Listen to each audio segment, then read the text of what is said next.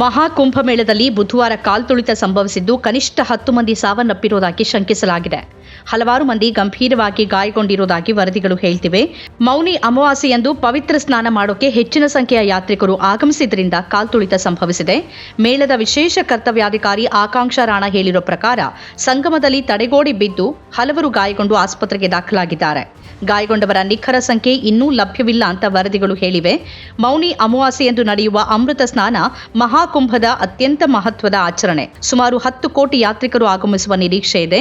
ಸಂಗಮ ಮತ್ತು ಇತರ ಎಲ್ಲ ಘಾಟ್ ಪ್ರದೇಶಗಳಲ್ಲಿ 12 ಕಿಲೋಮೀಟರ್ ಉದ್ದದ ನದಿ ದಂಡೆ ಮೇಲೆ ಬೆಳಗಿನ ಜಾವ 2 ಗಂಟೆ ಸುಮಾರಿಗೆ ಜನಸಂದಣಿ ಹೆಚ್ಚಿದ್ರಿಂದ ಈ ಘಟನೆ ಸಂಭವಿಸಿದೆ. ಕಾಲ್ತುಳಿತದ ವೇಳೆ ಅನೇಕ ಕುಟುಂಬಗಳು ಬೇರ್ಪಟ್ಟಿವೆ ಅಂತ ತಿಳಿದು ಬಂದಿದೆ.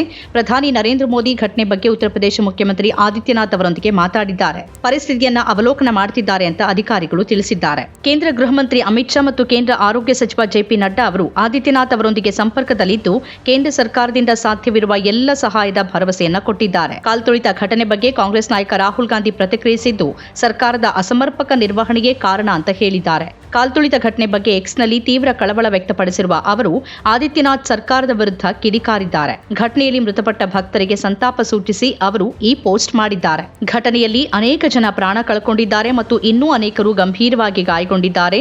ಇದು ತುಂಬಾ ದುಃಖಕರ ಅಂತ ರಾಹುಲ್ ಗಾಂಧಿ ಹೇಳಿದ್ದಾರೆ. ಮೃತರ ಕುಟುಂಬಗಳಿಗೆ ಸಂತಾಪ ವ್ಯಕ್ತಪಡಿಸಿರುವ ಅವರು ಗಾಯಾಳುಗಳು ಶೀಘ್ರವಾಗಿ ಚೇತರಿಸಿಕೊಳ್ಳಲಿ ಅಂತ ಹಾರೈಸಿದ್ದಾರೆ. ಈ ದುರಂತ ಘಟನೆಗೆ ಸರ್ಕಾರದ ದುರಾಡಳಿತವೇ ಕಾರಣ ಅಂತ ರಾಹುಲ್ ಗಾಂಧಿ ಆರೋಪಿಸಿದ್ದಾರೆ.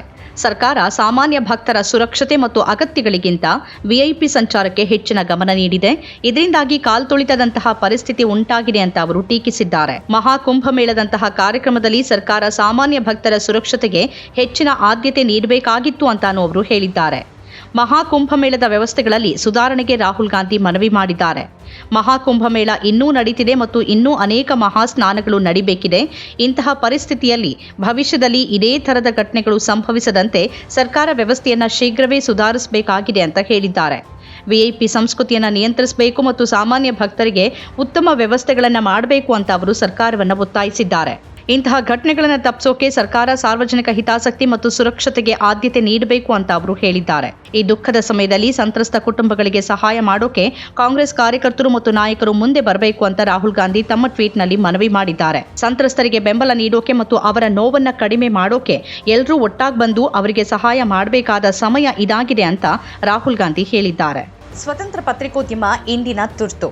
ಅದನ್ನ ವಾರ್ತಾ ಭಾರತಿ ಮಾಡ್ತಾ ಇದೆ. ನಮ್ಮ ಚಾನೆಲ್ ಅನ್ನ ಸಬ್ಸ್ಕ್ರೈಬ್ ಮಾಡೋದ್ರ ಜೊತೆಗೆ ಬೆಲ್ ಐಕಾನ್ ಒತ್ತಿ ನಮ್ಮನ್ನು ಬೆಂಬಲಿಸಿ. ಹಾಗೆ ನಮ್ಮ ಕಾರ್ಯಕ್ರಮಗಳನ್ನು ಲೈಕ್ ಮಾಡಿ, ಕಮೆಂಟ್ ಮಾಡಿ, ಅದನ್ನು ಬೇರೆಯವ್ರಿಗೂ ಕೂಡ ಶೇರ್ ಮಾಡಿ. ಹೀಗೆ ನೀವು ಮಾಡಿದಾಗ ನಮ್ಮ ಚಾನೆಲ್ ಮತ್ತಷ್ಟು ಜನರಿಗೆ ತಲುಪತ್ತೆ. ಆ ಮೂಲಕ ನಮಗೆ ಸಹಕಾರ ಆಗುತ್ತೆ.